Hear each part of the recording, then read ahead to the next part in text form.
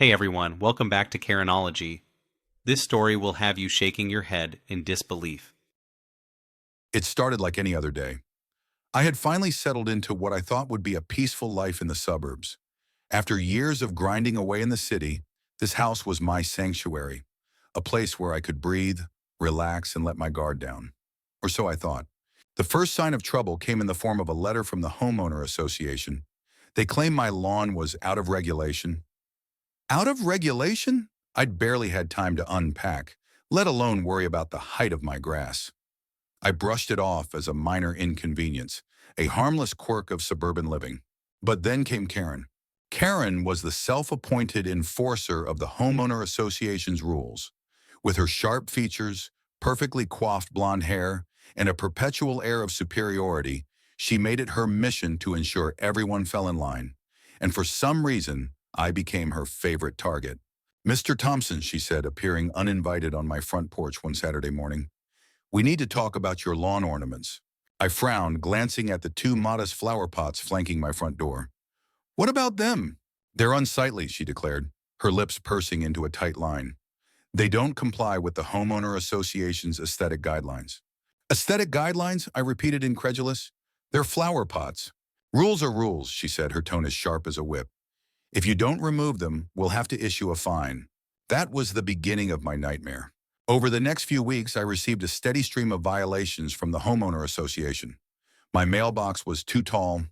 My driveway had cracks that needed immediate repair.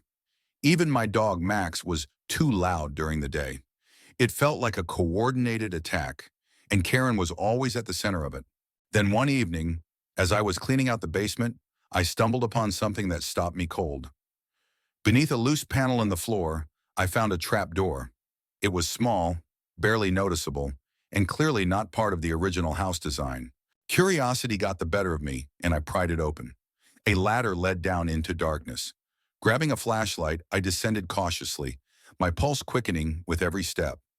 What I found was beyond anything I could have imagined. A narrow tunnel stretched out beneath my house, supported by wooden beams and lined with freshly dug soil. Construction tools and materials were scattered around. A wheelbarrow, shovels, and even a set of blueprints. It wasn't long before I realized what I was looking at. Someone was building a secret room under my home. Furious, I confronted Karen at the next homeowner association meeting. The room was packed, with neighbors murmuring in low voices as I stormed in, the blueprints clenched in my hand. "Karen," I barked, "what the hell is going on?" She looked up from her spot at the podium, feigning innocence. "Whatever do you mean, Mr. Thompson?" I slammed the blueprints onto the table in front of her. "These were under my house. Someone's been digging a tunnel and building without my permission." Karen's expression didn't falter. Instead, she smiled, a cold, calculated grin that sent a chill down my spine. "That's a serious accusation. Do you have any proof that the homeowner association is involved?" "Proof?" I snapped. "These blueprints have your signature on them." Gasps erupted from the crowd, and Karen's smile faltered for just a moment before she composed herself. "Those documents could have been planted," she said smoothly. "You can't seriously expect anyone to believe I'd authorize such a thing." The room buzzed with tension, neighbors whispering and exchanging suspicious glances. I felt the weight of their skepticism and Karen's icy glare bearing down on me. It was clear this was going to be a battle. Over the next few days, things escalated. Someone vandalized my property, spray painting "liar" across my garage door. The police showed up after Karen accused me of trespassing on her property, a blatant lie to discredit me. And every time I tried to bring the issue to light, I was met with more resistance. From the homeowner association, from Karen, even from neighbors who seemed too afraid to get involved. But I wasn't backing down. If Karen thought she could intimidate me into silence, she was in for a rude awakening. I would uncover the truth no matter what it took. And I would make sure everyone knew just how far the homeowner association and its self-proclaimed queen were willing to go to maintain their grip on the neighborhood. The days following my discovery of the secret tunnel were a whirlwind of escalating tension and unexpected twists. My once quiet neighborhood had turned into a battlefield, and Karen, the de facto leader of the homeowner association, was leading the charge against me with a vengeance. I decided to take matters into my own hands. The blueprints I had found in the tunnel were damning, but I needed more evidence if I was going to expose Karen and her cronies. I spent hours in my basement examining the tunnel and documenting everything with photos and notes. It became clear that this wasn't just a random act of vandalism, it was a calculated plan. The tunnel's direction and dimensions suggested it was meant to connect to an adjacent property, Karen's property. As I pieced the puzzle together, I realized Karen had likely been using her position in the homeowner association to authorize this illegal construction, bypassing permits and hiding the operation in plain sight. My anger boiled over. This wasn't just about my property, it was about power, corruption, and a blatant disregard for the rules Karen claimed to uphold. Determined to confront her with undeniable proof, I filed a formal complaint with the local building authority. To my surprise, they seemed hesitant to act, citing complicated jurisdictional issues and the need for further investigation. It didn't take a genius to figure out that Karen's influence extended beyond the homeowner association. Frustrated but not deterred, I knew I needed to find another way. Meanwhile, Karen wasn't sitting idle. One morning, I woke up to find a bright yellow notice plastered on my front door. It was a citation from the homeowner association, accusing me of unauthorized excavation. The irony would have been laughable if it weren't so infuriating. She was trying to flip the script and paint me as the villain. My frustration reached a boiling point at the next homeowner association meeting. I arrived early, armed with my photos, notes, and a determination to make my voice heard. The meeting was held in the community center, a sterile room with fluorescent lighting and folding chairs arranged in neat rows. As neighbors trickled in, I noticed how divided the room seemed. Some gave me sympathetic looks, while others avoided eye contact altogether. Karen's influence was palpable. When the meeting began, Karen took her place at the podium, exuding her usual air of authority. She launched into a monologue about community standards and the importance of following the rules. I waited patiently, my anger simmering just beneath the surface, until it was my turn to speak. "I have something to say," I announced, standing up and holding the blueprints aloft. All eyes turned to me as I walked to the front of the room, my heart pounding. "Karen, you've accused me of unauthorized excavation, but the truth is, you're the one who's been digging under my house." Gasps rippled through the room, followed by a tense silence. Karen's face hardened, but she maintained her composure. "That's a very serious accusation, Mr. Thompson," she said coolly. "Do you have any evidence to back it up?" I projected the photos I had taken onto the wall behind me, showing the tunnel, the tools, and, most damningly, the blueprints with Karen's signature. The room erupted into chaos. Some neighbors shouted in outrage, while others looked visibly uncomfortable. Karen's mask of confidence began to crack. "This doesn't prove anything," she said, her voice faltering. "Anyone could have planted those blueprints. Why would anyone go to such lengths?" I shot back. "And why is the tunnel leading directly to your property?" Before she could respond, another neighbor, an elderly man named Frank, stood up. "I've seen construction trucks coming and going late at night," he said. "They've been using the back road behind Karen's house. Something's not right here." Karen's face turned pale. "This is a baseless witch hunt," she snapped, but the damage was done. The room had turned against her, and I could see the cracks in her carefully constructed facade. But Karen wasn't ready to go down without a fight. That night, as I reviewed my notes in my home office, I heard a loud crash from outside. Rushing to the window, I saw my mailbox smashed to pieces and spray-painted with the word liar. My heart sank. This was no coincidence. I called the police to report the vandalism, but when they arrived, their response was less than encouraging. "We'll file a report," one officer said, his tone dismissive. "But without witnesses, there's not much we can do." "You think this is random?" I demanded. "This is Karen's doing." The officer's expression remained neutral. "We'll look into it," he said, but I could tell he wasn't taking me seriously. The next day, I received another citation from the homeowner association, this time claiming my fence was not up to code. It was clear Karen was using every tool at her disposal to discredit me and make my life miserable. But I wasn't about to back down. Late one night, I decided to investigate the tunnel further. Armed with a flashlight and a sense of determination, I descended into the dark, narrow space. As I followed the tunnel, I noticed markings on the walls and a faint smell of damp earth. It led directly to the edge of Karen's property, where I discovered something that made my blood run cold. A hidden entrance disguised as a garden shed. This was bigger than I had imagined. Karen wasn't just bending the rules. She was breaking them on a massive scale. And if she thought I was going to let her get away with it, she was sorely mistaken. The discovery of the hidden entrance on Karen's property was a game changer. The disguised garden shed concealed a reinforced door, one that led directly into the tunnel system beneath my house. It was undeniable proof of Karen's involvement, and yet I knew that confronting her again would only escalate the situation. I needed to be strategic. The next morning, I contacted a private investigator. If Karen had gone to such lengths to build this secret network, there was no telling what else she was hiding. I shared everything I had, the photos, the blueprints, and details of the tunnel, and hired him to dig deeper into Karen's connections and the activities of the homeowner association. Meanwhile, Karen doubled down on her efforts to discredit me. Flyers began circulating around the neighborhood, accusing me of endangering community safety and spreading false allegations. The language was inflammatory, clearly designed to rally the neighbors against me. At first I was furious, but then I realized something. Karen was scared. She wouldn't be resorting to such desperate measures if she didn't feel threatened. That evening, I hosted a small gathering at my house for the neighbors who had expressed concerns about Karen's actions. Among them were Frank, the elderly man who had spoken up at the meeting, and a few others who had started to see through Karen's manipulations. Over coffee and snacks, we discussed what could be done to expose her. "We need more than just photos and blueprints," Frank said. "People need to see her caught in the act." It was a valid point. While my evidence was compelling, Karen's influence and ability to spin a narrative made it difficult to pin her down. We needed something undeniable, something that even the most loyal members of the homeowner association couldn't ignore. The private investigator delivered his first report a few days later.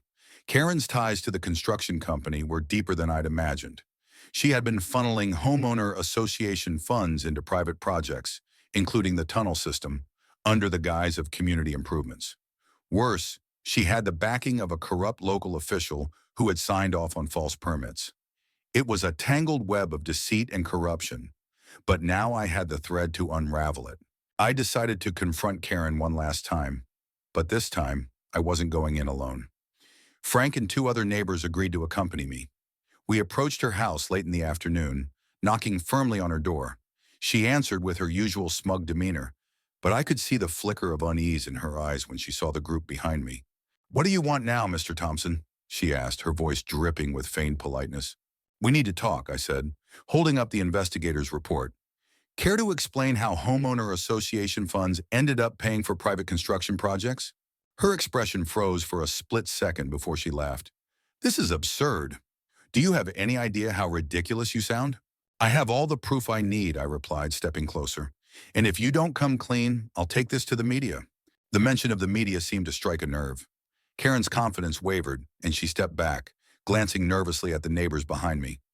"You're making a big mistake," she said, her voice lower now, almost a whisper. "You don't know who you're dealing with." "Neither do you," I shot back. "This stops now, Karen." The confrontation ended without resolution, but I knew the walls were closing in on her. Over the next week, I worked tirelessly to compile all the evidence into a comprehensive report. I reached out to local journalists, sharing my story and providing them with the details of Karen's corruption. The media coverage was immediate and explosive. "Suburban scandal, homeowner association leader accused of fraud and illegal construction," read the headline of one local paper. The story gained traction, and soon Karen's carefully constructed image began to crumble. Neighbors who had once supported her started to distance themselves, unwilling to be associated with the growing scandal. But Karen wasn't going down without a fight. Late one night, I was awakened by the sound of breaking glass. I rushed downstairs to find my living room window shattered and a brick lying on the floor. Attached to it was a note that read, "Back off or else." My blood ran cold. This wasn't just a warning, it was a threat. I called the police, but their response was frustratingly dismissive. "Without witnesses or surveillance footage, there's not much we can do," the officer said, echoing the same line I'd heard before. It was clear I was on my own. Despite the threats, I refused to back down. I installed security cameras around my property and continued to work with the media to expose Karen's corruption. The pressure was mounting, and I could see it taking its toll on her. She stopped attending homeowner association meetings, and rumors began to circulate that she was planning to sell her house and leave the neighborhood. But just as I thought the battle was nearing its end, something happened that changed everything. One evening, as I was reviewing my notes in the basement, I heard a noise coming from the tunnel. Grabbing a flashlight, I cautiously made my way down the ladder and into the dark, narrow space. The sound grew louder, footsteps moving quickly. "Who's there?"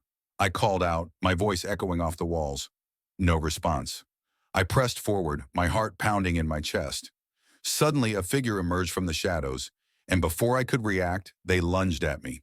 We grappled in the confined space, the flashlight falling from my hand and casting eerie, shifting beams of light across the tunnel. I fought back with everything I had, finally breaking free and scrambling toward the ladder. The figure retreated into the darkness, their identity concealed by the shadows. Shaken but determined, I climbed back into my basement and locked the trapdoor behind me. This wasn't over, not by a long shot. Karen and whoever was working with her had just escalated the fight, and I was more resolved than ever to bring them down.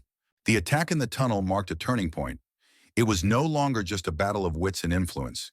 It had become a fight for safety and possibly even survival.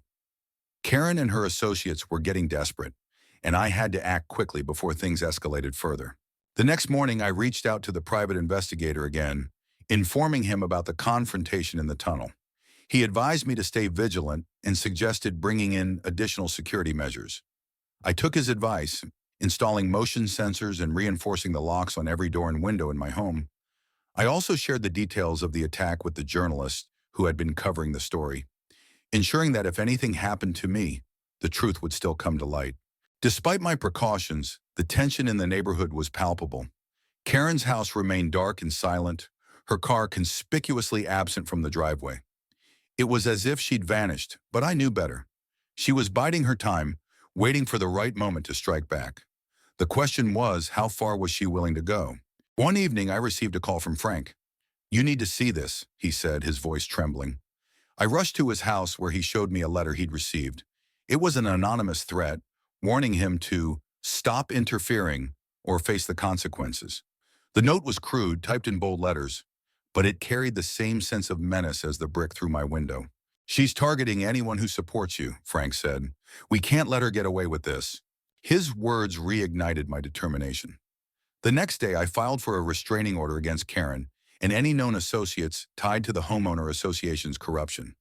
It was a long shot, but it sent a clear message. I wasn't backing down. As the legal wheels began to turn, I focused on gathering more evidence. The private investigator uncovered a paper trail linking Karen to several illicit deals, including payments to the construction company for unapproved projects. Meanwhile, I managed to convince more neighbors to come forward with their stories of harassment and manipulation by Karen and her allies. Each testimony painted a clearer picture of her abuse of power. The tipping point came when the media coverage reached a national audience.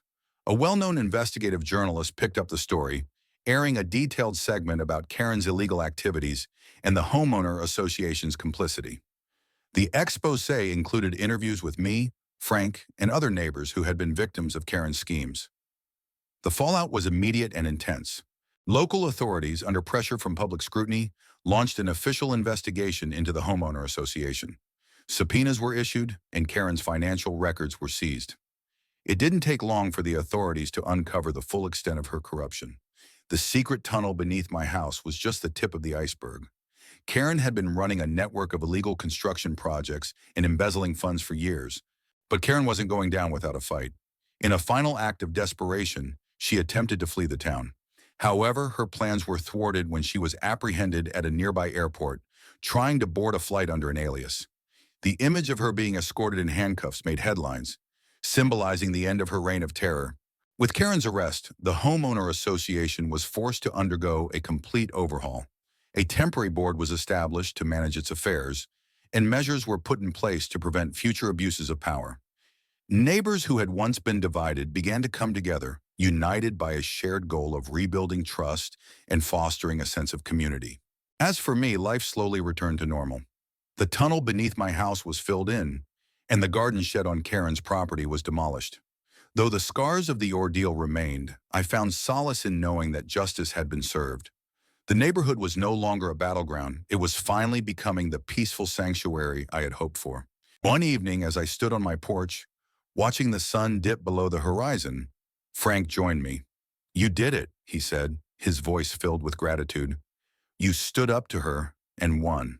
I shook my head, smiling. "We did it. It took all of us to bring her down." The journey had been harrowing, but it taught me the power of resilience and the importance of standing up for what's right.